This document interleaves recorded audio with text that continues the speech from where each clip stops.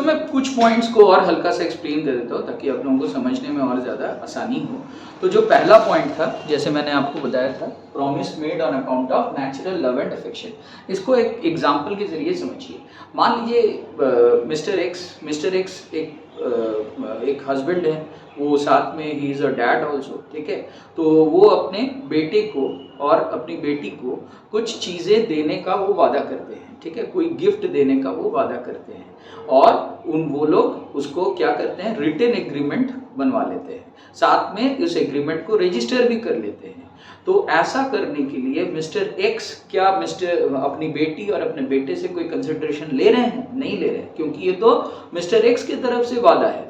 तो देयरफॉर ये ऐसा करने के लिए, अगर since even though mister x को अपना बेटा या अपनी बेटी से कोई भी कंसिडरेशन नहीं प्राप्त हो रहा है, फिर भी यहाँ पे ये एग्रीमेंट क्या रहेगा, वैलिड रहेगा। आप लोग याद करके देखो, ये हम लोग का कॉन्ट्रैक्ट का एक बहुत ही एसेंशियल एलिमेंट था कि there must be intention to create legal relations. अगर ये intention to create legal relations समझ में आ रहा है कॉन्ट्रैक्ट से, तो कंसिडरेशन नहीं होने के बावजूद भी ऐसा एग्रीमेंट वैलिड रहेगा, क्योंकि ये एग्रीमेंट ऐसे पार्टीज के बीच में हुए हैं who are standing in near relation to each other, ठीक है, जो फैमिली मेंबर्स हैं। इसके बाद नेक्स्ट पॉइंट का एग्जांपल देख लीजिए, promise to compensate for voluntary services. मान लीजिए मिस्टर एक्स मिस्टर वाई को वॉलंटरीली अपने मन से कुछ सर्विसेज दिए, ठीक है, तो ऐसा, और उसके बाद मिस्टर वाई को लगा कि उनको इसके लिए कंपेंसेशन देना चाहिए मिस्टर एक्स को।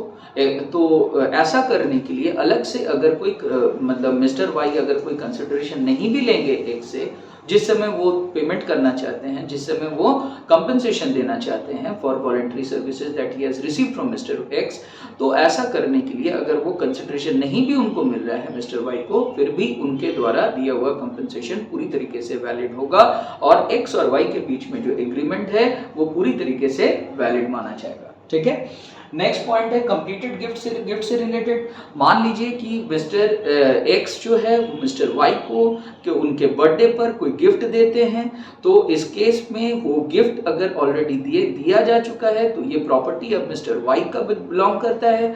मिस्टर वाई को इस प्रॉपर्टी को वापस करने का कोई रिस्पॉन्सिबिलिटी नहीं होगा, इवन दो ही डिडंट पे any consideration at the time of receiving the gift. इसके बाद आप एजेंसी वाला सिचुएशन देख लीजिए। एजेंट वो व्यक्ति होता है जो प्रिंसिपल के कहने पर, प्रिंसिपल के आदेश अनुसार काम करता है।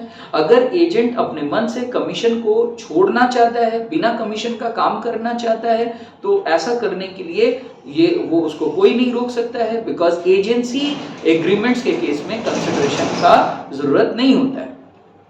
इसके बाद कॉन्ट्रैक्ट ऑफ गारंटी, अगर कोई व्यक्ति बैंक में जाकर के एज अ गारंटर बन जाता है, बैंक को कोई गारंटी देता है कि मान लीजिए कि मिस्टर एक्स मिस्टर वाई के बिहाफ में बैंक को जाकर के गारंटी देते हैं कि अगर वाई लोन नहीं चुकाया तो हम आकर के आपका लोन हम वापस करेंगे।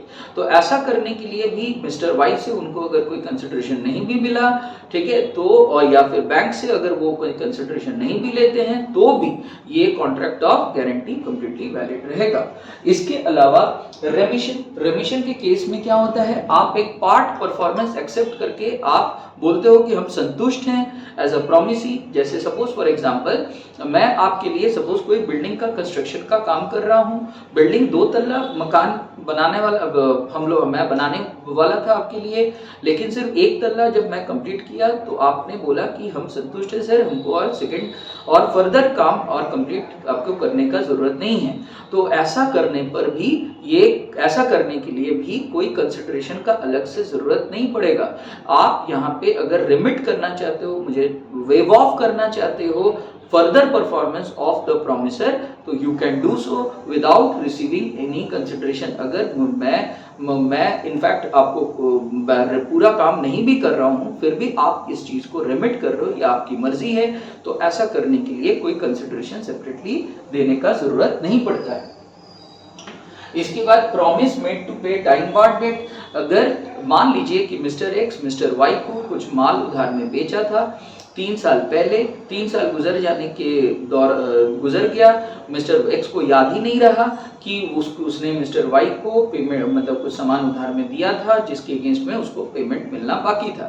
तो अब मिस्टर वाई को अगर वो पेमेंट करना चाहते हैं, फुल पेमेंट या पार्ट पेमेंट भी अगर वो करना चाहते हैं 3 साल गुजर जाने के बाद भी, टाइम बार्ड डेट हो जाने के बाद भी, तो ऐसा करने के लिए उनको सेपरेटली कोई कंसिडरेशन का जरूरत नहीं है।